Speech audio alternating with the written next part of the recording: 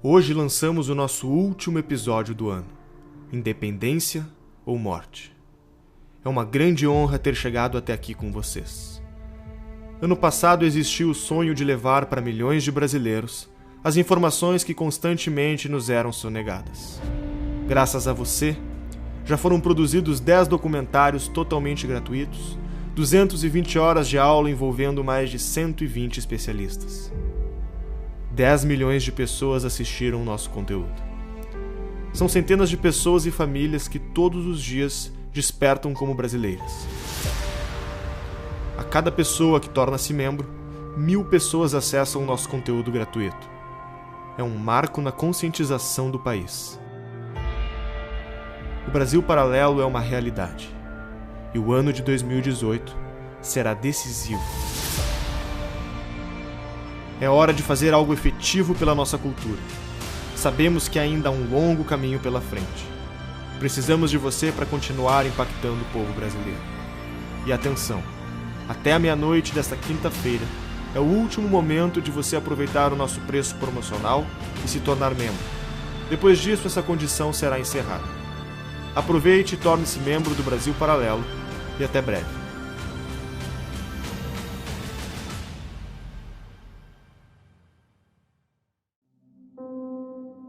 A verdadeira felicidade está na própria casa, entre as alegrias da família. O pequeno Pedro não vislumbrava dessa felicidade. Apesar de ser o filho do futuro rei de Portugal, naquele tempo tudo parecia distante.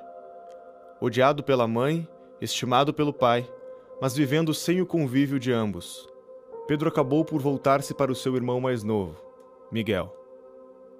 Seus pais moravam separados e em lugares diferentes. O contato com a família era raro. Pedro e seu irmão moravam num palácio com a avó, que sofria de doenças mentais.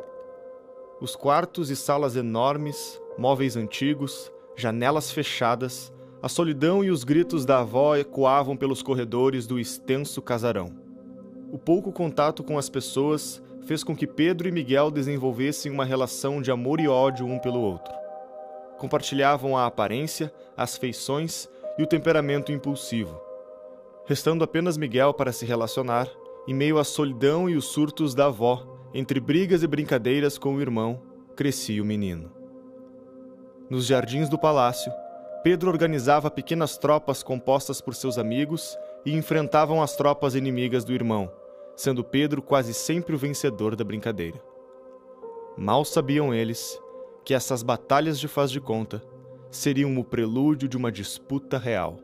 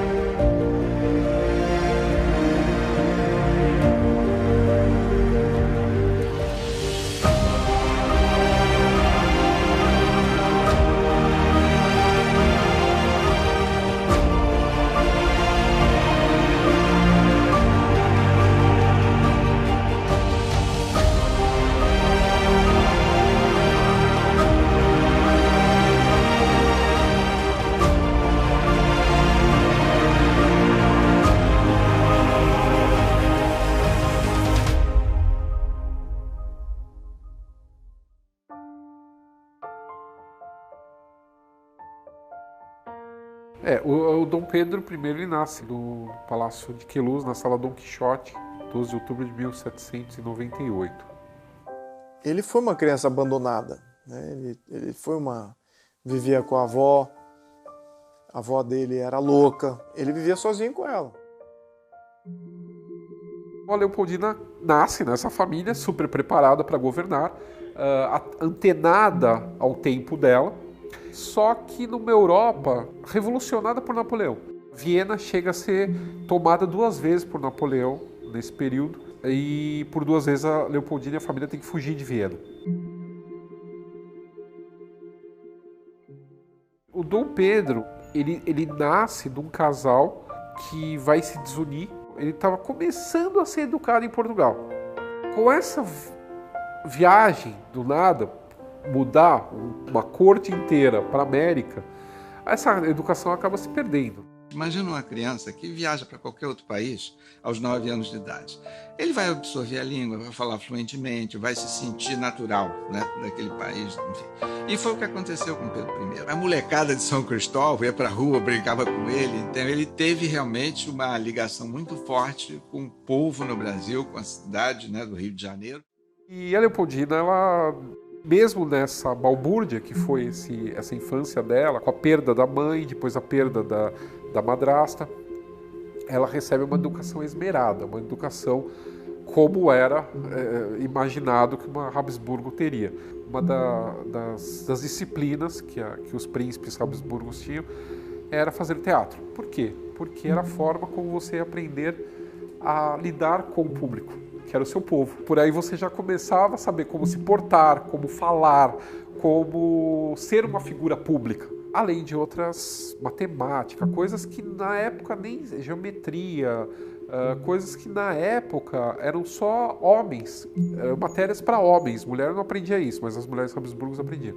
Que os outros vão ter que guerrear para conquistar, eles vão conquistar pelo casamento, pelo amor, por Vênus.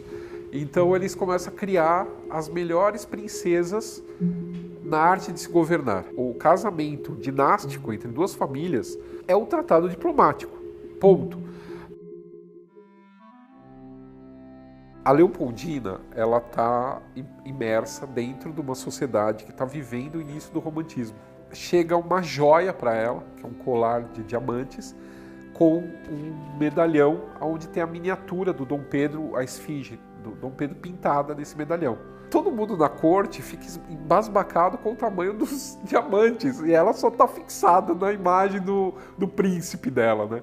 Então ela se apaixona pelo moço do retrato. A festa de casamento que ocorre em Viena era chamada de festa brasileira, não era festa portuguesa, porque os austríacos estavam casando, na verdade, com o Brasil, com essa esperança desse império nos trópicos, né?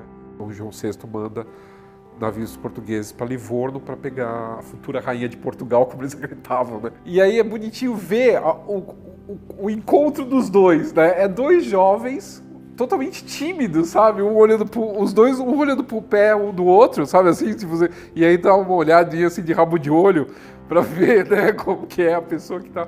Isso logo quando eles se encontram no navio que trouxe ela. Vestida com um manto de seda branco, bordado de prata e ouro, um fino véu lhe recaía sobre o rosto. No pescoço portava um colar que, apesar da imponência, chamava atenção não pelos brilhantes, mas pelo retrato feito em ouro com o rosto do marido. Foram meses idealizando sua vida com o homem do retrato que agora a abraçava. Em pouco tempo nascia a primeira filha, Maria da Glória. Foi motivo de grande felicidade para o casal. A filha criou um laço de união mais forte entre eles, que se divertiam assistindo de perto seu crescimento. Diferente de outras famílias dinásticas, a coroa portuguesa não proibia que mulheres herdassem o trono. Maria da Glória era a aspirante legítima do pai e da mãe.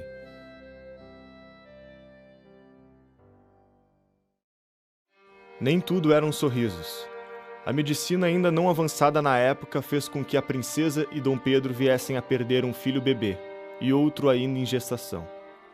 As mortes prematuras de 2 filhos seria o preâmbulo de um ano conturbado.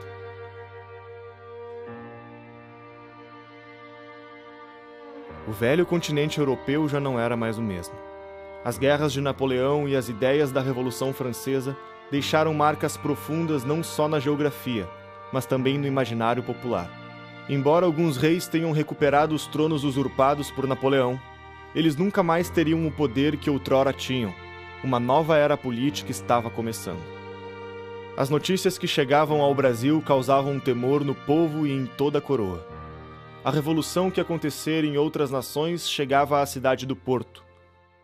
Essa revolução nasce no Porto e migra para Lisboa com a seguinte ideia: formar uma Assembleia Nacional Constituinte, escrever uma Constituição, obrigar o rei a assiná-la e a obedecê-la, trazer o rei de volta, né? E criar então uma monarquia parlamentar à moda inglesa. Essas cortes tinham um enorme poder em Portugal. A Espanha tinha recentemente feito algo parecido.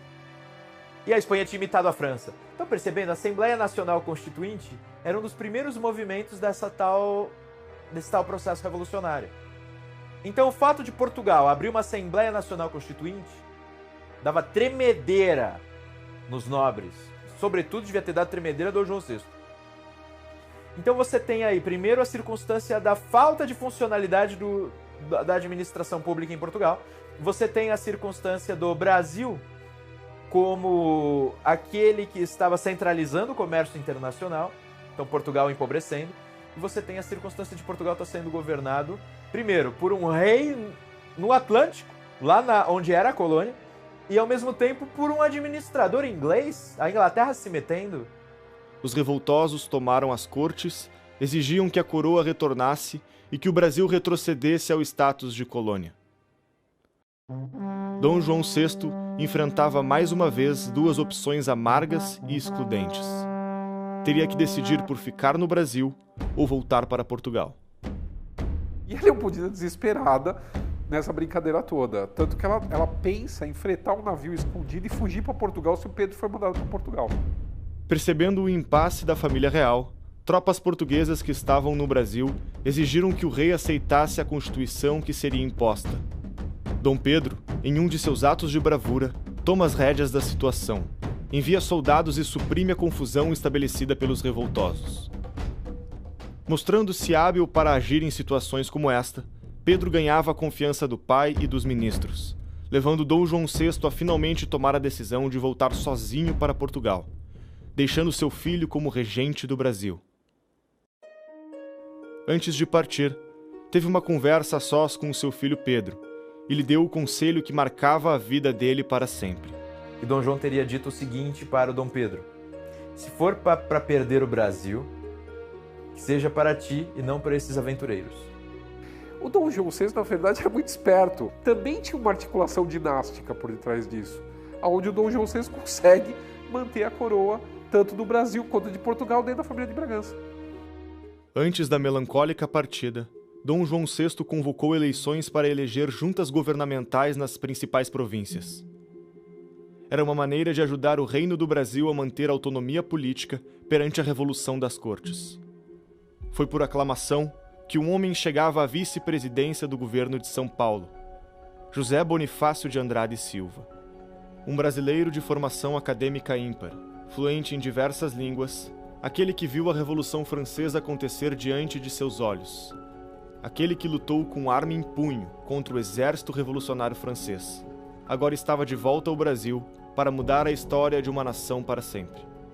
Enquanto a maioria das juntas governamentais recém-formadas eram seduzidas pela pressão das cortes portuguesas, o governo de São Paulo com José Bonifácio foi o primeiro a reconhecer a autoridade de Dom Pedro como príncipe regente. Tal feito chamou a atenção do príncipe, que escreveu para o seu pai a respeito do homem que reputava ter garantido a tranquilidade da província de São Paulo. Foi no primeiro dia do ano de 1822 que Dom Pedro recebeu o manifesto escrito por Bonifácio e subscrito por toda a junta paulista. Bonifácio alertava na carta que o governo português visava impor um sistema de escravidão ao Brasil, e completou dizendo que os paulistas estavam prontos a derramar a última gota do seu sangue e a sacrificar todas as suas posses para não perder o adorado príncipe. Ele diz: nós estamos vendo que o Brasil, as pessoas estão pegando em armas, estamos tendo problemas, já sabemos o que aconteceu na Revolução. Trouxe a história lá para eles. É de uma janela, você tá entendendo? De uma janela para o público reunido lá embaixo. E ele conta essa história e diz: não é melhor para São Paulo manter, mostrando lealdade ao nosso rei, né? Não tivemos problemas com eles e nós mesmos temos que nos reorganizar, etc. Ele faz um discurso. Todo mundo aplaude. Dom Pedro viu valor na carta, e comovido pela súplica de um homem que estimava muito mesmo antes de conhecê-lo pessoalmente, mandou publicá-la nos jornais. Após a carta de Bonifácio, houve uma mobilização geral da sociedade civil para que Dom Pedro permanecesse no Brasil. Cartazes eram espalhados pelo Rio de Janeiro, alertando os perigos da Revolução em Portugal. Os ânimos se acirravam, brigas e embates de portugueses e brasileiros eram frequentes.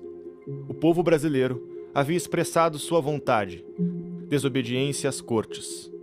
As cortes queriam que não houvesse mais um Estado centralizado no Brasil, que todas as províncias brasileiras respondessem diretamente para Lisboa e que os tribunais brasileiros fossem fechados. Você imagina, você tem um processo aqui, você tem que mandar esse processo para ser analisado por um juiz em Lisboa que não vai ter a menor ideia do que está acontecendo direito naquele lugar. E o povo que ia se livrar desses caras. Os brasileiros não estão mais suportando os portugueses nesse momento. E os portugueses não suportavam mais os brasileiros. Havia quebra-quebra na rua. Então você tem aí gerado todo um conflito entre brasileiros e portugueses. Choviam pedidos dos mais diversos lugares. Abaixo-assinados de diferentes estados insistiam para que o príncipe regente permanecesse. Resguardado pelo apoio político de Bonifácio, e alinhado com a vontade dos brasileiros, apenas a aprovação de uma pessoa ainda faltava para Dom Pedro. A Leopoldina já estava com a visão muito mais adiante. Ela via que se cumprisse o que as cortes queriam de eles pegarem o próximo navio e voltarem para Portugal, as coisas aqui no Brasil iam desandar de tal forma que provavelmente isso tudo teria virado a mesma coisa que virou as colônias espanholas na América. As províncias teriam cada uma feito a própria independência e virado países dependentes totalmente dos exércitos, totalmente militarizado e uma brigando com a outra o tempo todo. Então isso tudo não servia mais para o Brasil, que já estava sentindo esse gosto de ser um Estado administrativamente independente desde a época do Dom João. Então, e ela vendo isso, ela já começa essa articulação para não sair daqui. Tanto José Bonifácio quanto Leopoldina desejavam a permanência de Pedro no Brasil. Ambos acreditavam que, se caso o príncipe voltasse para Lisboa, o país não seria capaz de resistir ao furor revolucionário. O extenso território não suportaria a vacância do governo central em 1822. O Brasil ainda era suscetível a movimentos rebeldes e independentistas, que mergulhariam o reino em um caos político e social, assim como aconteceu nos territórios vizinhos da América Espanhola. Se houver uma revolução no Brasil, o Brasil se esfarela, se divide, para ver como tinham sido os vizinhos dos países hispânicos. Qual vai ser, na mente de Bonifácio, daí a gente começa a interpretar o que ele achava da Revolução Francesa. Na cabeça dele, se deixasse ocorrer o rio de sangue, o que ia acontecer na cabeça dele? Iam vir uns malucos que iam governar, o rio de sangue ia aumentar, ia ficar ainda mais caudaloso, ia dar tudo errado, o Brasil ia se quebrar em pequenas republiquetas que mal iam se governar a si mesmas. Você percebe pelos escritos do Bonifácio. Precisamos evitar que o Brasil tome o rumo da América Espanhola e da Revolução Francesa. Tá claro o que ele pensa. Acabou. O que ele pensa da Revolução Francesa? Uns anarquistas loucos, carbonários, sanguinários, tá entendendo? O que ele pensa das revoluções da América Espanhola? Revoluções mal encaminhadas, que fizeram com que um grande território, um poderoso território, se quebrasse em pequenas republiquetas. As ameaças a Dom Pedro vindas das cortes eram frequentes, e o príncipe oscilava entre as escolhas. A questão se tornou irremediável quando as cortes dissolvem o governo e ordenam mais uma vez a volta do regente. Daí, o José Bonifácio, no momento em que o Dom Pedro tinha sido praticamente ameaçado pelas cortes a voltar e ele diz eu vou, o José Bonifácio lhe escreve uma carta, muito mal criada, na qual ele diz que se você tem honra de homem e de príncipe, deve ficar. Se não ficar, você vai ser o responsável pelo rio de sangue que vai correr aqui. Ao mesmo tempo, a Leopoldina, nesse momento, ela diz o seguinte, eu não posso ir, eu tô grávida. E ela estava grávida de novo. Então você percebe assim, Bonifácio e Leopoldina entrosados mesmo antes de se conhecer. E ao mesmo tempo, a população. Porque o Bonifácio manda essa carta e depois ele vai pessoalmente, com o irmão dele, uma comitiva paulista, levar a Dom Pedro um abaixo-assinado de São Paulo. Os mineiros levam uma petição pedindo para ele ficar. A população do Rio de Janeiro, acho que era em torno de 60 mil pessoas, e houve um abaixo-assinado de 5 mil pessoas pedindo a Pedro I que ficasse. Ou seja, você vai dizer que isso foi construído por uma ou duas pessoas? estavam os de baixo, os do meio e os de cima querendo romper com Portugal. Influenciado pela sua esposa e por seus amigos mais próximos, percebendo o clamor popular por sua permanência, Dom Pedro agora se sentia confiante para tomar a decisão tão aguardada. No dia 9 de janeiro de 1822, Dom Pedro do Paço Imperial dirige-se a um público apreensivo, mas esperançoso, para proclamar a sua permanência no país, no que ficou conhecido como Dia do Fico. A questão do Dia do Fico foi realmente um processo, foi num crescendo, em que ele realmente resolveu romper os laços com Portugal e justamente, por certa forma, se sentir brasileiro mesmo. O Dia do Fico representou um caminho sem volta. Representou ali que nós já não éramos mais membros do Estado português, mas já éramos Brasil. Esse evento, porém, não significava o rompimento oficial com Portugal. Bonifácio ainda não tinha em mente o rompimento completo com o Velho Mundo. Sua ideia de uma Liga de Nações Lusitanas ainda era mantida. Se vislumbrava a possibilidade de uma reconciliação entre pai e filho. Que José Bonifácio, a princípio, ia tentar manter a união com Portugal a todo custo. A ideia era fazer um Reino Unido, quer dizer, Brasil e Portugal autônomos, com o mesmo nível de hierarquia, um pequeno imposto para um exército comum, para financiar um exército comum, e a corte itinerante, a corte às vezes em Portugal, às vezes no Brasil. Mas o problema é que as cortes portuguesas falaram não, a gente quer rebaixar o Brasil ao seu status anterior a 1808. Do outro lado do Atlântico, os portugueses não viam a reconciliação com bons olhos. A vontade das cortes de subjugar o Brasil era irreprimível. E depois, quando ele percebe que as cortes de Lisboa são ridículas, insustentáveis, são pessoas despreparadas tentando criar um país novo, ele cria a ideia de estabelecer um império no Brasil. Ou seja, como se fosse uma quebra. Poucos dias após o pronunciamento de Dom Pedro comunicando que permaneceria no Brasil, o tenente-general Jorge de Aviles acreditava na fragilidade do príncipe novato e organizava suas tropas para dar um golpe e assumir o governo brasileiro. O general português já havia tentado um golpe anteriormente, mas após uma negociação com Dom Pedro, havia dado uma trégua para o príncipe. Dessa vez, Pedro deixaria de lado a conversa e as negociações. Era hora de agir. Amotinando-se na Praia Grande, em Niterói, Aviles e suas tropas se fortificaram em um local estratégico. Percebendo a gravidade do ato, Pedro reage enviando tropas do exército e civis armados para combater Aviles. Com mais uma vitória do príncipe, o general português e seus homens são expulsos do Brasil definitivamente. O conflito fortalece em Pedro a ideia de que precisava de aliados para manter a estabilidade política. José Bonifácio já havia se mostrado de grande valor por ter estabilizado São Paulo e mostrado seu apoio à coroa. Dom Pedro não perde tempo e o elege para o cargo ministerial mais importante. Bonifácio assumiria a Secretaria de Estado dos Negócios do Império e Estrangeiros, se tornando o primeiro brasileiro nascido em nosso solo a ocupar um cargo ministerial. Por quê? Porque naquele momento os ministros portugueses estavam tendo briga com o Dom Pedro e eles estavam ameaçando pedir demissão, estavam brigando e tal. Dom Pedro já vai mandar todo mundo embora e ele contrata o José Bonifácio. Você agora é o ministro. Então José Bonifácio, antes da independência do Brasil, já era o ministro principal do Dom Pedro e ele foi o primeiro brasileiro a ganhar um cargo tão alto. Porém, quem daria tal notícia ao velho sábio não seria o príncipe. A instabilidade fez com que Leopoldina decidisse se refugiar na fazenda de Santa Cruz. Ela tinha saído por causa do perigo. Tava tendo passeata o tempo todo e briga de rua, tá entendendo? Apesar de Leopoldina e Bonifácio compartilharem os mesmos ideais, eles ainda não se conheciam pessoalmente. Vocês sabem como é que ele encontra Leopoldina pela primeira vez? Ele tá indo levar as assinaturas dos paulistas para o Dom Pedro e ela estava instalada numa fazenda distante da capital. Quando ela vai ao encontro deles, ela os saúda e ao mesmo tempo ela percebe que o José Bonifácio está ali, ela já tinha ouvido falar nele, afinal ele tinha mandado a carta do Fico antecipadamente. E ela o cumprimenta e ele começa a falar, e eles começam a conversar em francês, pelo que consta. talvez ela tenha começado a falar com ele em francês. Por quê? Porque ela sabia que ele passou um tempão na França.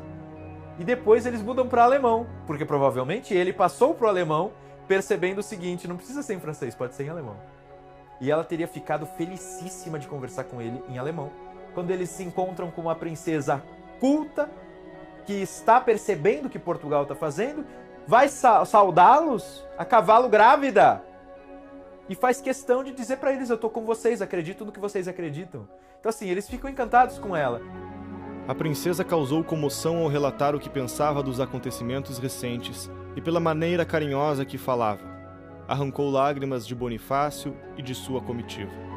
Foi nesse encontro que Leopoldina informou que o seu marido havia escolhido Bonifácio como seu mais novo ministro e que receberia a informação assim que encontrasse Pedro no Rio de Janeiro. Ele nega a princípio. Ele diz que não quer. É preciso que o Dom Pedro encha a paciência dele, que a Leopoldina peça a ele. Aí ele aceita o cara. E ela só diz uma coisa, que é o que foi registrada. Eu nunca tive uma impressão tão forte, tão arrebatadora quanto a que eu tive ao conversar com aquele José Bonifácio. Ela percebe um gigante ali, tá entendendo?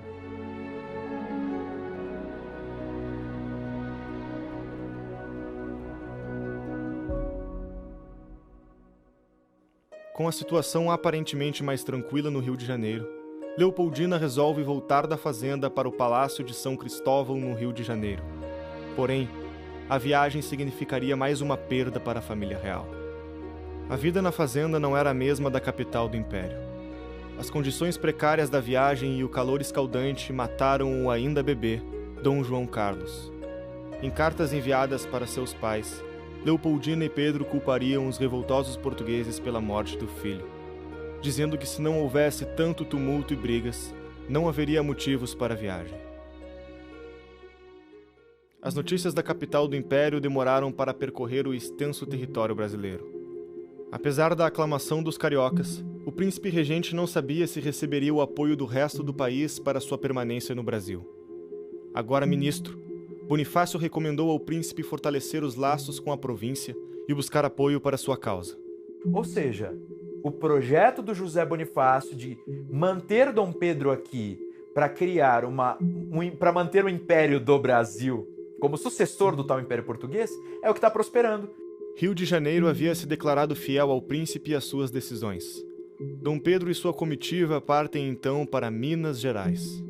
Em Minas estava tendo um problema ali, porque existiam os fiéis, os leais a Lisboa, mas ele foi até lá, conquistou o povo, porque ele fazia de tudo, discursava nas sociedades secretas, bebia com o povão, visitava as mulheres, pegava as mulheres dos nobres, enfim, ele corrompia a estrutura portuguesa que já havia e colocava todo mundo do lado dele. Foi um grande sucesso, ele foi aclamado, jogado pra cima, era um molecão, né? Imagina, 24 anos, tu é o príncipe, andando por lá, o cara foi ver de tudo. Antes de seguir em viagem, Dom Pedro deveria nomear um substituto para ocupar a regência. Então decretou que sua esposa, a princesa Leopoldina, governaria em seu lugar. Era a primeira vez na história que uma mulher comandava o país. A rigor, né? A primeira chefe de Estado do Brasil foi a Leopoldina, mulher dele. É uma coisa que vale a pena a gente relembrar, porque também está meio no baú das coisas esquecidas. Em meados de agosto de 1822, seguiu para São Paulo, onde parte da junta governamental decidiu apoiar as decisões que vinham das cortes portuguesas. Em São Paulo, eles tiveram um problema, expulsam o irmão de José Bonifácio do governo provisório, porque ele tinha assumido o governo da província. O irmão de José Bonifácio era carrasco nas contas públicas. E ele pegou alguns desvios de verbas públicas. E ele denunciou e mandou os caras, né, serem perseguidos. E aí fizeram todo um movimento contra ele e o retiraram do cargo. Só que, enfim, ele era o irmão do ministro do reino e do estrangeiro, certo? Do ministro ligado a Dom Pedro. Sabe o que acontece? O Dom Pedro demite todo mundo da província de São Paulo e, ao mesmo tempo, chama o irmão do José Bonifácio para integrar o governo central. E o irmão do José Bonifácio se transforma numa espécie de ministro da Fazenda da época. Então você tem dois dos Andradas fazendo parte do governo. Era necessário fazer o mesmo que havia sido feito na província mineira, garantir a paz e a soberania do Brasil. Dom Pedro ganhava apoio da população rural e fazendeiros saudavam o príncipe e sua comitiva por onde estes passavam. No mesmo mês, chegaram ao Brasil as mais novas reivindicações das Cortes de Lisboa. Elas rebaixaram o príncipe Dom Pedro a mero delegado temporário. Os novos representantes do governo brasileiro seriam eleitos em Lisboa, que não aceitariam mais as leis definidas pelo governo brasileiro e puniriam todos que desobedecessem suas ordens. E quando se chega a essas notícias, a Leopoldina o que faz? Ela chama para uma sessão do Conselho de Estado, onde todas essas pessoas se reúnem e aí se delibera que é melhor aconselhar o príncipe pela separação do Brasil. Então, quer dizer, ela está à frente de tudo isso, né? E assim, se ela já não tivesse alinhada politicamente com o Dom Pedro, ela nunca ia presidir um Conselho de Estado que dirigisse para esse caminho se ela não tivesse alinhada com o Dom Pedro. E ela sabia articular entre o Conselho de Estado e o próprio marido, que era Pedro I. Então ela era uma mulher muito sagaz e ela via que o melhor para esse contexto era de fato a independência, né, para o Brasil. Ela já estava casada com esse intento há muito tempo, ao passo que Pedro I talvez não, né, ele ainda estava dosando aí algumas decisões. José Bonifácio concluiu na reunião do Conselho que havia esgotado as possibilidades de conciliação com Portugal.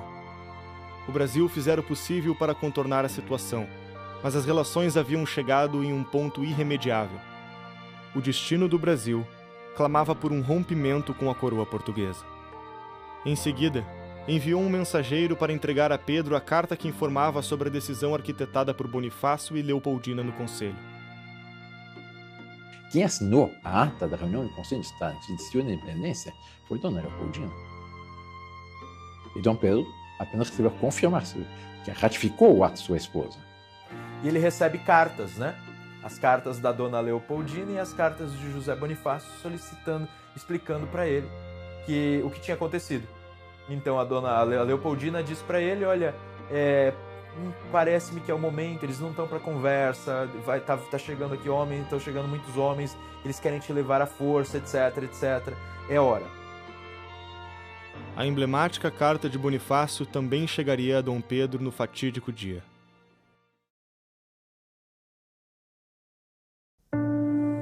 Senhor, as cortes ordenaram a minha prisão por obediência a Vossa Alteza. E no seu ódio imenso de perseguição, atingiram também aquele que preza em o servir com lealdade e a dedicação do mais fiel amigo e súdito. O momento não comporta mais delongas ou condescendências. A revolução já está preparada para o dia de sua partida. Se parte, temos a revolução no Brasil contra Portugal. E Portugal atualmente não tem recursos para subjugar um levante que é preparado ocultamente, para não dizer quase visivelmente. Se fica, tem Vossa Alteza contra si o povo de Portugal, a vingança das cortes, e direi até a deserdação, que dizem já estar combinada.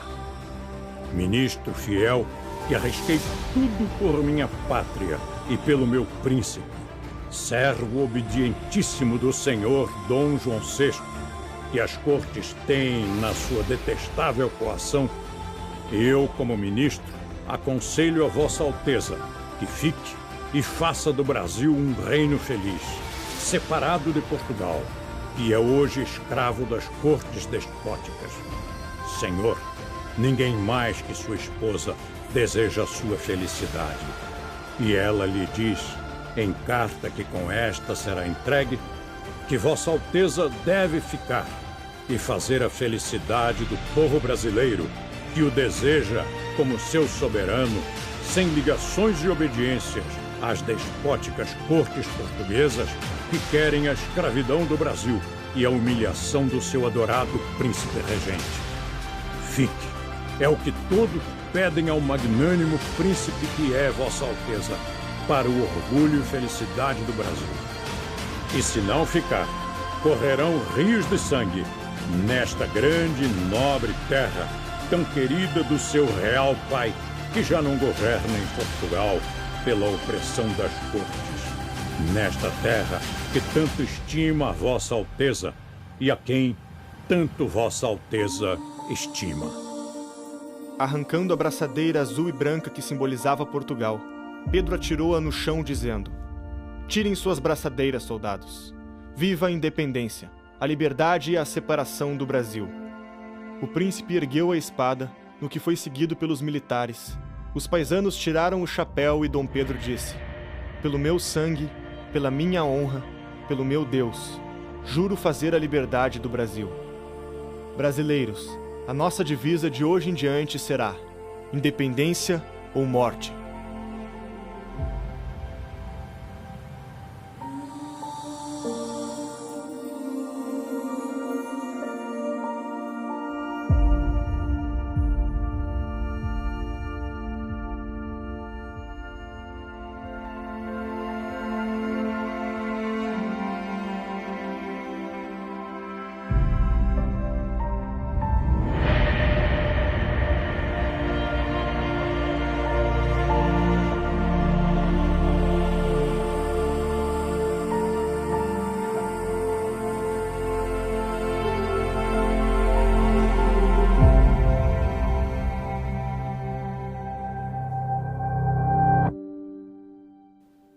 E ao invés de deixar com que o Brasil se desmantelasse como pequenas províncias lideradas por caudilhos, Dom Pedro I consegue, a partir de sua força simbólica, escorado ele por grandes políticos, manter o Brasil com a continentalidade que tem. Eu vejo, inclusive, como uma medida acertada de Dom Pedro I, como um êxito, não só dele, mas de homens como, por exemplo, Bonifácio, de mulheres como, por exemplo, a própria Leopoldina. A independência do Brasil é mais similar à independência dos Estados Unidos, da América, e não às independências, os movimentos independentistas da África, por exemplo, na década dos anos 60. Ou seja, não foi o invasor que invadiu, conquistou os brasileiros e aí eles se revoltaram contra o invasor. Os portugueses que conquistaram vieram para cá, aí alguns deles se revoltaram contra a Madre Pátria.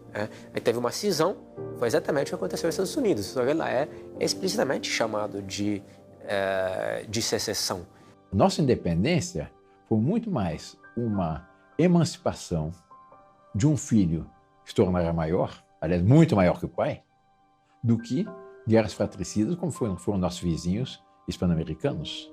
Como ficou muito claro para a sociedade, para essa elite intelectual, econômica e política brasileira, que a volta de Dom João VI seria um retorno àquele estágio anterior, eu acho que isso acendeu, inclusive no próprio Dom Pedro I, que se sentia brasileiro, essa necessidade do Brasil se tornar um país independente.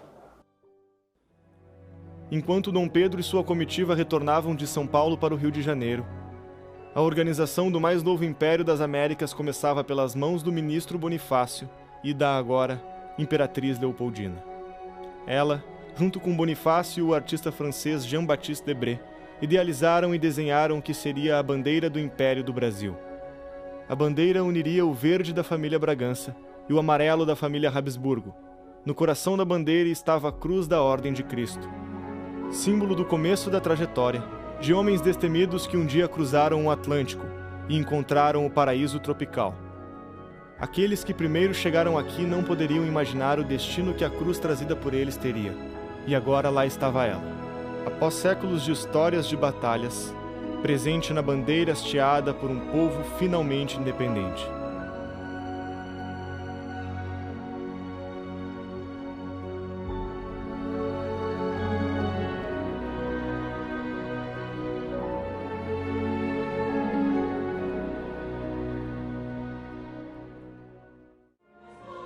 Estudioso e amante da música, Pedro deixaria mais uma de suas marcas na história, fazendo um arranjo para a letra de uma poesia prestigiada pela corte, compõe um hino do Império do Brasil. No dia em que Dom Pedro completara 24 anos, o povo saiu às ruas do Rio de Janeiro para aclamar o seu imperador. Uma exuberante passeata seguida de uma grande festa eclodiram na cidade. Poucos meses depois, a cerimônia de coroação aconteceria na Capela Imperial. Vestido de tons de verde e amarelo, o imperador recebia sua coroa. Por graça de Deus e unânime aclamação dos povos, Sua Majestade Imperial Dom Pedro I, imperador constitucional e defensor perpétuo do Brasil. Por que resolveram aclamar o Pedro I? Essa é a questão. E é aí que eu vou resgatar um princípio de ciência política que a gente desobedece como país sistematicamente. Chama-se legitimidade. Ele quis a independência. A independência foi feita por ele. Ele era o poder legítimo, só ele tinha a legitimidade de ser o imperador. Todos viam, sem ele, o que aconteceria? Portugal ia imediatamente reconquistar o Brasil. Notem a importância de aclamar um rei naquele momento. O risco era a própria independência. Então, para todos aqueles que aclamaram o Pedro I, eles entendiam a dinâmica política da coisa. Embora relativamente pacífica se comparada com outros processos emancipatórios, a independência do Brasil não foi, de forma alguma, um processo indolor. Houve revoltas organizadas por insatisfeitos com a decisão de Dom Pedro I de declarar a independência. Teve batalhas de independência. Então, houve batalhas para assegurar o território nacional. Tem portugueses espalhados pelo território nacional. E muitas dessas se rebelaram imediatamente contra o intento da independência. Então, houve muita revolta muito conflito com isso. E houve uma guerra tremenda na Bahia. Você sabe que teve até heroísmo, né? Maria Quitéria foi uma mulher heróica, padres pegando em armas, lutando por aquilo. Dom Pedro e José Bonifácio tiveram de rapidamente comprar armamentos e organizar tropas nacionais. A Marinha Brasileira, na altura da independência, contava com poucos navios, grande parte oriundos da vinda da família real em 1808 e em péssimo estado de conservação. Os marinheiros disponíveis, em sua maioria, eram portugueses. Seria preciso contratar mercenários estrangeiros. Era imprescindível para a independência que a Marinha Brasileira fosse capaz de afastar a frota portuguesa, que bloqueava os portos do norte do país e impedia a comunicação entre as províncias. E aí o José Bonifácio organiza, né? Ele pega um ex-general do Napoleão, o Labatut, e coloca para comandar as forças por terra e chama também um grande batalhador dos mares, um pirata, que é o Cochrane, e nomeia para vencer, para fazer as lutas por mar. E ele deu prioridade às lutas por mar porque ele disse: se a gente vencer as lutas do mar e impedir que os soldados cheguem, a gente não deixa as cidades serem devastadas e não deixa a população sofrer com a guerra. Então foi muito inteligente, ele falou: priorize a guerra do mar. Daí que ele é considerado um homem tão importante para a Marinha do Brasil, né? Os fundadores da Marinha do Brasil. Então aí ele equipa demais a Marinha era a prioridade, mas vence as batalhas em terra também. Então foi sobretudo na Bahia, na região de hoje a gente tem Piauí, Maranhão, que teve a maior parte das lutas. As batalhas de Genipapó, de Pirajá, de Itaparica e o cerco de Montevidéu são alguns dos diversos confrontos sangrentos entre patriotas e portugueses, que jamais devem ser esquecidos. Porque o Brasil só encerrou o processo em 25, com aquele general Madeira, lá na Bahia, que pouca gente sabe que morreram ali, quase 5 mil pessoas. Considerando que o Brasil naquela época tinha 4 milhões de pessoas, pouco menos de 4 milhões de pessoas, é um número bem expressivo. É bastante gente. A independência brasileira foi forjada com o sangue desses guerreiros. O sonho de José Bonifácio parecia estar finalmente alcançado. A preservação da unidade do território nacional estava garantida. Os problemas agora se dariam internamente. A organização do governo não seria uma tarefa fácil. Interesses escusos dariam as cartas nesse momento e acabariam por colocar Bonifácio e Dom Pedro um contra o outro. O Dom Pedro, ele conhece a Marquesa de Santos em agosto de 22 em São Paulo. No final de 22, ela vai mandar uma carta para ele falando que está grávida dela. E ele vai chamar ela para a corte. Ela vai chegar no começo de 23, primeiro semestre de 23. No começo é tudo escondido. Só que de 24 em diante, no final de 24 em diante, o negócio começa a ser aberto. Então, a partir do momento que era escondido, ela não tinha um peso político que depois ela ia vir a ter. E pelas cartas você viu uma grande ternura entre eles. Acontece que o Dom Pedro, de fato, ele tinha esse hábito de, digamos assim, pular cerca. E com a Domitila não foi uma simples traição de momento. Parece que naquele instante ele se apega a ela, tá? Ela já era casada, né? Ele, pra acalmar o marido, fica dando título, entendeu? E quando ele implanta uma amante desse molde no Brasil, ele acaba dando um peso político a essa amante. Acaba tendo duas cortes, acaba tendo a oficial e a paralela, aonde fazia-se negócio em ambas. Bonifácio, como figura paterna de Dom Pedro, assiste de perto a má influência que a amante Domitila exercia sobre o imperador. Tentou aconselhá-lo diversas vezes a desistir do relacionamento, mas Dom Pedro, cego pela paixão mordaz, se voltava contra aquele que o ajudara a conquistar a tão aguerrida independência. A vida pessoal de Dom Pedro começava a interferir na estabilidade do império. E ele marcava reuniões, Dom Pedro sumia, ele tava não sei onde, ele tava dormindo, ele não aparecia, e ele começou a ficar nervoso, tá entendendo? E ele começou a brigar com o Dom Pedro, e o Dom Pedro começou a ficar contra ele, dizendo: você quer mandar no meu lugar, quer tomar era a ideia que a Domitila punha na cabeça dele. Aí ele pede: você tá falando isso? Então, demissão. Ele pede demissão e sai. O Dom Pedro tem a cara de pau de mandar uma carta pro Bonifácio: quem eu nomeio pro lugar que eu não sei? Vocês acreditam? E aí o Bonifácio dá uns: olha, pode ser esse, pode ser aquele não. E dá a dica ainda, né? Aí a Leopoldina fala: você tá louco, Pedro? Chama esse cara de volta. Dom Pedro vai lá, ajoelha, tá entendendo? Olha só. Pede: por favor, eu não sei o que fazer. Preciso de você. Aí ele volta: então agora vai ser do meu jeito? Aí ele vai. E o Brasil se tornou independente e não tinha uma ordenação jurídica. É claro que o imperador pensou: a primeira coisa da qual nós precisamos é uma Constituição. Então você tem, nesse momento do Primeiro Império, alguns desafios. Então o primeiro desafio era montar o governo. O governo é estabelecido. José Bonifácio, de 1822 a 1823, ele redige pelo menos uns 200 documentos oficiais, certo? Que o Dom Pedro vai assinando enquanto José Bonifácio escreve. Porque uma coisa era fazer a independência, a outra era organizar o império. São demandas que foram surgindo. E dentro dessas demandas, nós vamos encontrar o valor ímpar de um homem como, por exemplo, Bonifácio. Vamos lembrar, isso é 1824. Os Estados Unidos foi formado em 1787. O que acontece nesse período é muito conhecimento fluindo. E José Bonifácio, então, tem o benefício de ter tido a experiência norte-americana, também a francesa. Então, ele tinha já o benefício das duas experiências, qual que dá certo, qual que não dá certo, etc. Então, os debates fluíam. Estamos falando aí de muito tempo. Ele era uma pessoa muito erudita. E daí surge uma discussão sobre a Assembleia Constituinte. Aparece o mesmo medo. José Bonifácio e Leopoldina não querem abrir a Assembleia Constituinte porque pensam que vai surgir de novo um ímpeto revolucionário. E ela dizia: Dom Pedro, ele está muito estimulado, muito louco pelas novas ideias. E as novas ideias não são tão boas e podem até acabar conosco. O fato é que ele abre a Assembleia Nacional, a Assembleia Constituinte, e não dá tão errado assim. Ele faz uma besteira muito grande que José Bonifácio se revolta absurdamente.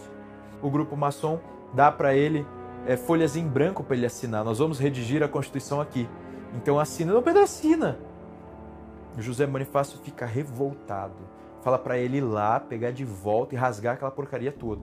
Então depois disso nós temos aí na Assembleia Constituinte nós temos um evento traumático que foi o seguinte: Dom Pedro briga de novo com o José Bonifácio por causa daquele excesso de descontentamento do Bonifácio com o comportamento do Pedro e do excesso de desconfiança que o Pedro tinha do Bonifácio, pensando também, né, enfiavam na cabeça dele mesmo: esse Bonifácio, esses Andradas, eles querem tomar o poder para eles e tomar no seu lugar, eles querem te fazer de tonto. E ele percebeu mesmo que o projeto de Constituição que estava sendo desenhado na Sociedade Secreta do Bonifácio tinha 4 poderes. Tinha o Império pairando acima. Depois tinha os 3 poderes tradicionais, que era chamado Judicial, Executivo e Legislativo. O Império era simplesmente... ele é o Império, ele fica lá quieto, parado, e não influi em nada. O Dom Pedro faz o quê? Bota o exército, fecha a Constituinte e exila os Andradas. Acabou, agora não vai ter mais isso. Monta o conselho chama quem ele quer e diz, agora escreve aí a Constituição. Aí pega o rascunho dos caras e diz, arruma para eu ter poder. Então, quando o imperador recebe o texto, o projeto de Constituição do Império das mãos do deputado Antônio Carlos, ele vê que aquilo ali, do ponto de vista, claro, do seu ponto de vista a respeito do Brasil e das necessidades do Brasil, não era satisfatório, né? Então monta-se um Conselho de Estado e o Conselho de Estado aí sim faz a redação da Constituição do Império. E daí há uma quebra mesmo, os Andradas se demitem do governo, até a camareira da Leopoldina era uma Andrada, ela se demite, toda a família pede demissão. Mas não me parece que a briga pessoal fosse suficientemente capaz de levar a esse rompimento absoluto. Com certeza foi um rompimento que se deu também por cosmovisão, por visão de império, né? A visão de império do Dom Pedro I, ela coincidia com a visão de império do Bonifácio, mas divergia em outros aspectos. Daí eles se inspiram em Benjamin Constant, né? O Benjamin Constant, que é um teórico francês, que cria a figura do poder moderador. Aí o poder moderador tem influência sim. É claro que Dom Pedro I promoveu uma hipertrofia da redação que deu a Constituição, uma hipertrofia do poder moderador. E vamos lembrar também, no contexto, não existia esse negócio de politicamente correto naquela época, né? Quando alguma coisa era para ser nomeada ditatorial, se dizia, isso é ditatorial. Então, o poder moderador não é ditatorial, ele é moderador. Então, no fundo, o que esse poder fazia? Era moderar, era negar ações dos demais poderes. Então, ele limitava os demais poderes. Nós conseguimos formar, em 1824, a primeira Constituição escrita no mundo com 4 poderes. E nós tínhamos, durante o século XIX, uma Constituição, sob o ponto de vista de organização das instituições, muito superior a essa Constituição que temos hoje. Ela entregava esses poderes agora a outros 2 poderes, o poder da democracia e o poder da aristocracia. Essa Constituição de 1824, ela tinha preceitos liberais, apesar de ter sido outorgada de forma até um tanto violenta pelo imperador. Mas o espírito que regia a ideia do imperador era um espírito de liberalidade. Perceba que há uma progressão, há uma jornada intelectual, constitucional, sobre como organizar esta independência. A primeira coisa, dia do fico. Depois, independência. Depois, Constituição. Depois, poder moderador. Não satisfeito em ter vencido a guerra constitucional contra o grupo de Bonifácio, Dom Pedro tomaria mais uma atitude. Desprezaria a amizade que nutriu com o patriarca da independência.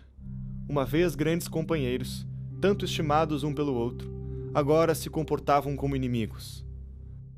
Vocês sabem que nesse meio tempo ele nomeia a Domitila como Marquesa de Santos.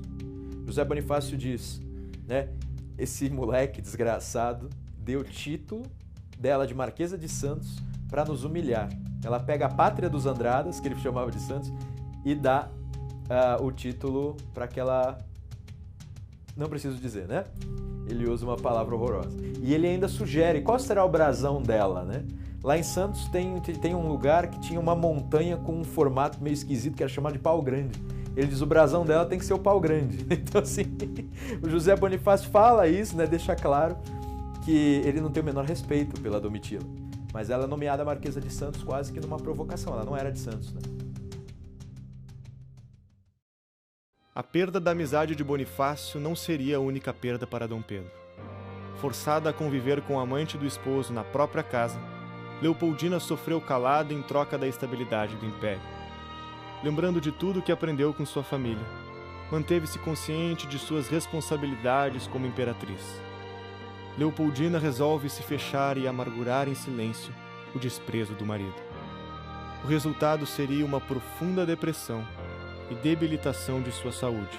Ela começa a passar mal no início de novembro de 1826. É chamado o médico que vai acompanhar ela o tempo todo. Ela escreve para o pai, pedindo para ele rezar por ela, e pela criança que ela está esperando. Está tendo uma guerra na Cisplatina, né, que hoje é o Uruguai. Eles estão querendo independência e o Dom Pedro está com tropas e com uma esquadra para levar reforços para a Cisplatina. Ele vai atrasar essa partida até dia 23, quando ela tem uma melhora.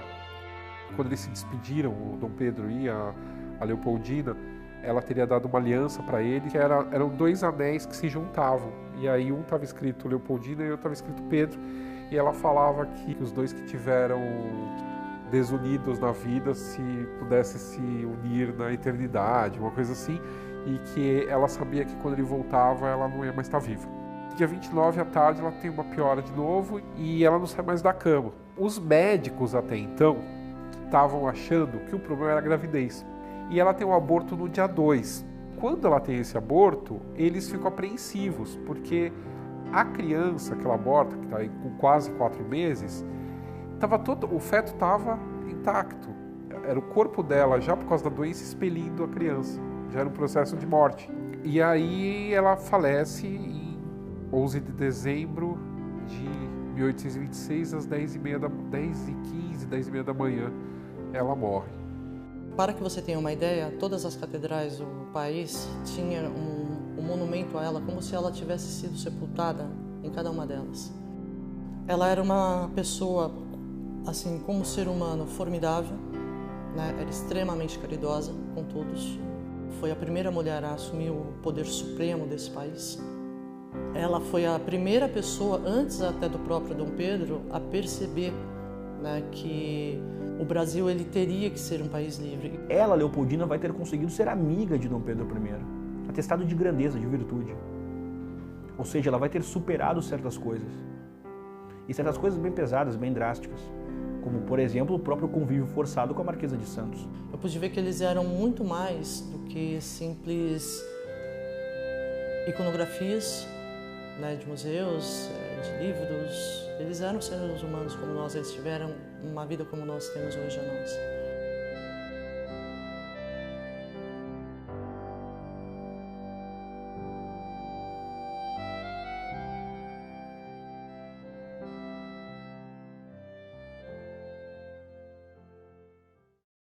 A popularidade de Dom Pedro estava deteriorada. Os conflitos políticos que ele se envolvia e o seu caso extraconjugal com Domitila fez com que o outrora tão benquisto imperador pela população brasileira tivesse a sua reputação manchada.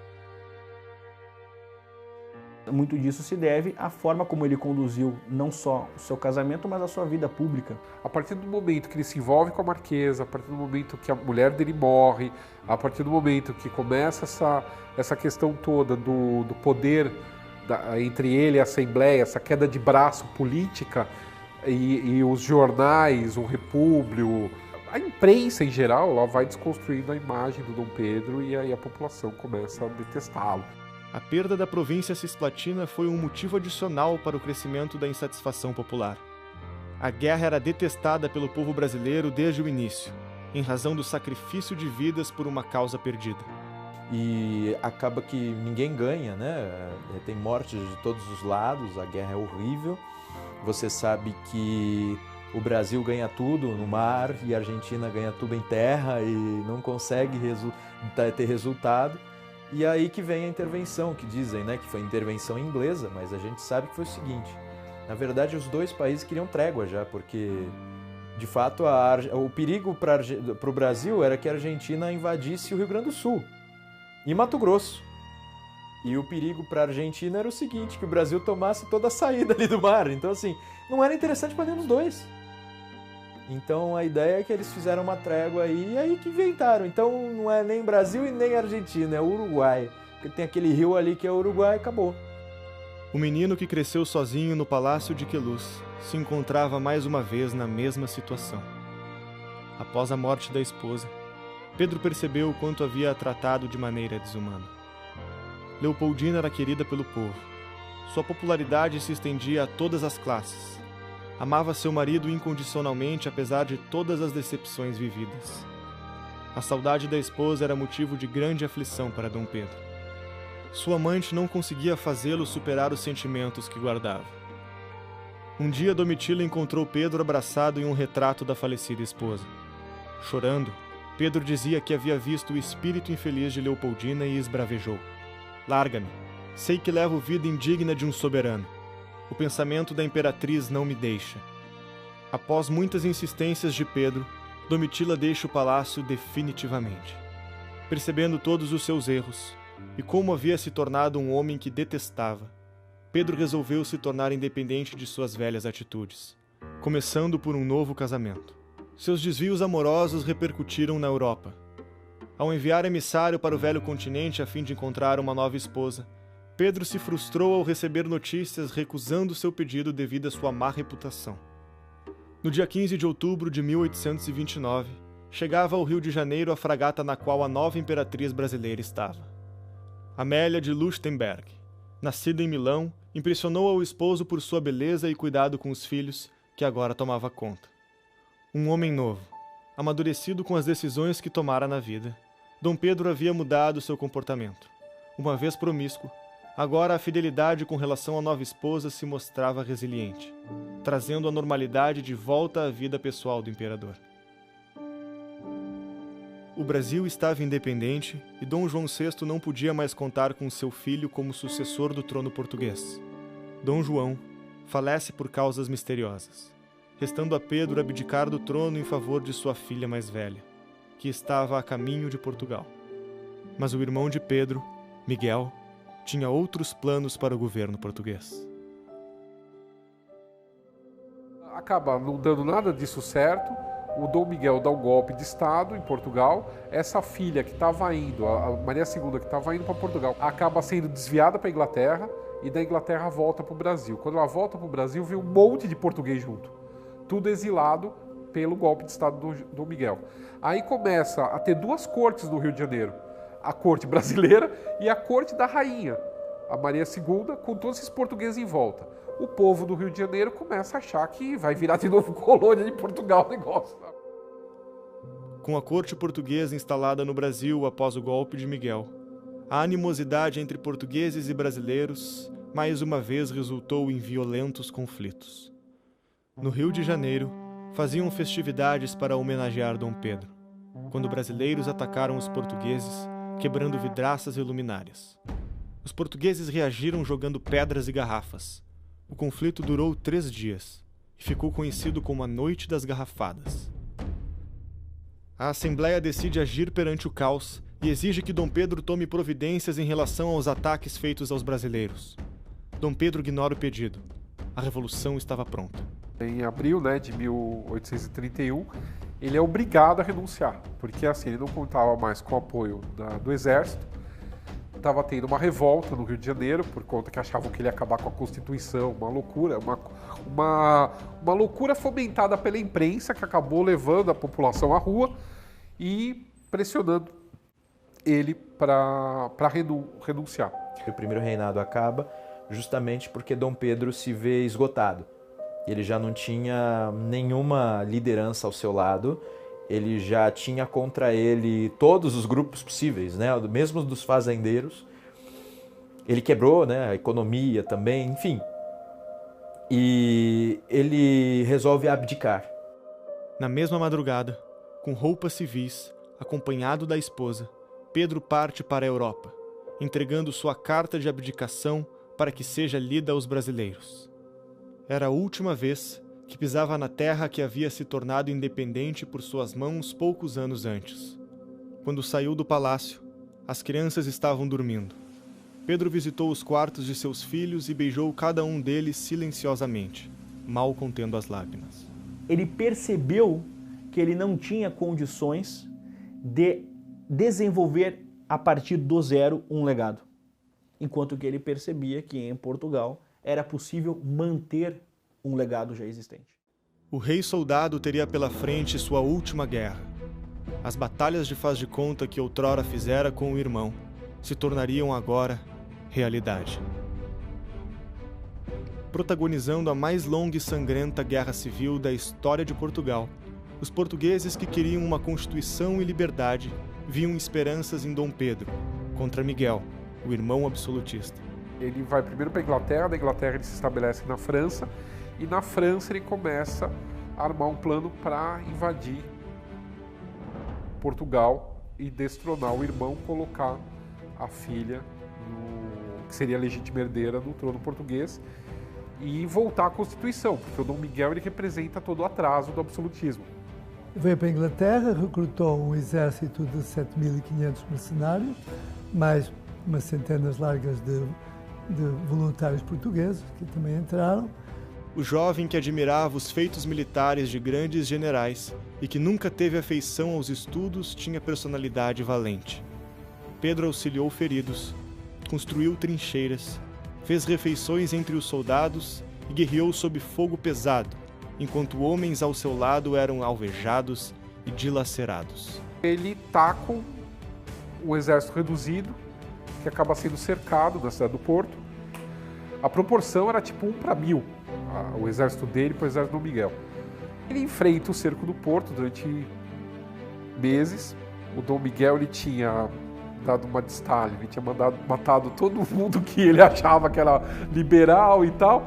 E quando, assim como Hitler, quando invadiu a Rússia, quase todos os melhores generais tinham sido mortos pelo Stalin, aconteceu uma coisa semelhante em Portugal, com referência a Dom Miguel. Dom Miguel não tinha muito militar bom do lado dele, nem diplomata, porque esses estavam todos do lado do Dom Pedro. Então o Dom Pedro, com um jogo de cintura, uma certa estratégia, ele consegue pequenas vitórias e acaba tomando Lisboa. Conquistou o país, depois de uma guerra civil que durou 2 anos, e quando ganhou, exilou o irmão. Foi e derrotou o Dom Miguel, organizou um exército, combateu e tudo. No mesmo ano em que assinou a rendição do irmão, a guerra cobraria o seu preço. Anos de batalhas incansáveis, pouco repouso, alimentação escassa, combinados com a tuberculose que infestava seu corpo, marcariam o fim da trajetória do homem que tornou o Brasil independente. Pedro voltou ao lugar que havia nascido, o Palácio de Queluz. As brincadeiras com o irmão e os gritos da avó agora davam vez ao agonizante leito de morte. Realizou pequenos encontros onde tomou suas últimas decisões. Deu conselhos e prestou homenagens a todos que julgava merecedores. Depois, decretou junto com deputados a maioridade de sua filha Dona Maria II, a tornando a rainha de Portugal. Por fim, pediu a ela que fosse enterrado sem requintes, em um caixão de madeira, como um simples soldado. Antes disso, houve mais um ato importante que completaria sua redenção. Dom Pedro I é uma figura ímpar. Ímpar. Não só para a história do Brasil, mas também para a história do mundo, já que dentro de nossa peculiaridade, ou de nossas peculiaridades históricas, quem proclama a nossa independência é o mesmo herdeiro da colônia. Como Dom Pedro I vai ter amadurecido de seu primeiro casamento ao seu segundo casamento. Pouca gente sabe, mas ele vai ter uma morte precoce, uma infância precoce, uma adolescência e uma fase adulta absolutamente precoce. Tanto é que em um curto espaço de tempo ele vai ter passado por uma viuvez, vai ter 2 casamentos, vai ter proclamado a independência de um país, vai ter sido um homem que vai ter perambulado por diferentes conflitos, enfim. É uma figura que viveu uma vida turbulenta, a começar pelo próprio fato de que ele sai criança de um país e vem para outro. Bonifácio exilado estava vivendo isolado na França em condições muito precárias, pois o pequeno auxílio que o governo havia lhe prometido nem sempre era honrado. A última coisa que lhe havia sobrado era a companhia de sua querida esposa Narcisa Emília, que acompanhava o marido há quase 40 anos, em sua conturbada e memorável vida política. Em 1829, o casal recebeu permissão para sair do exílio e voltar ao Brasil. Era a esperança de uma nova fase na vida dos dois. De forma inesperada, restando apenas 2 dias para chegarem no Rio de Janeiro, Narcisa faleceu subitamente no navio. Os tempos eram difíceis para Bonifácio. A solidão e a tristeza assolavam o final de sua vida. para quem viveu uma vida intensa como a dele, marcada por grandes sacrifícios e vitórias, esse não era o final premeditado. Pedro conhecia a dificuldade de ser imperador e acreditava que seu filho precisaria estar imbuído de valores que seriam os alicerces para se governar: honra, patriotismo e saber. Era preciso que a antiga profecia, em que o filho transcende o pai, fosse concretizada, e só havia um homem em que Dom Pedro poderia confiar o seu filho. Esse homem era aquele que foi seu mentor, seu antagonista e seu grande amigo, o único capaz de assumir tamanha responsabilidade. E o Dom Pedro escreve uma carta que parece uma carta um tanto comovente, né, de restabelecimento de amizade, que ele diz que não conhece nenhum cidadão mais honrado e nenhum mais patriota e mais sábio do que José Bonifácio, e que ele nunca encontraria paz, né, e tranquilidade de alma se José Bonifácio negasse o último pedido que ele tinha para um velho amigo, que era o de que ele fosse o tutor do Pedro, do Pedrinho, Pedro II. Senhor, a carta de Vossa Majestade veio servir como um pequeno lenitivo ao meu aflito coração, pois vejo que, apesar de tudo, Vossa Majestade ainda confia na minha honra e pequenos talentos para cuidar da tutoria e educação do seu augusto filho, o Senhor Dom Pedro II. Confie em mim, que nunca enganei a ninguém e nunca soube desamar a quem uma vez amei. Iguais votos de felicidade encaminha aos seus o meu sincero coração pelo soberano que foi da minha escolha e pelo meu amigo. Beijo as mãos de Vossa Majestade. José Bonifácio de Andrada e Silva.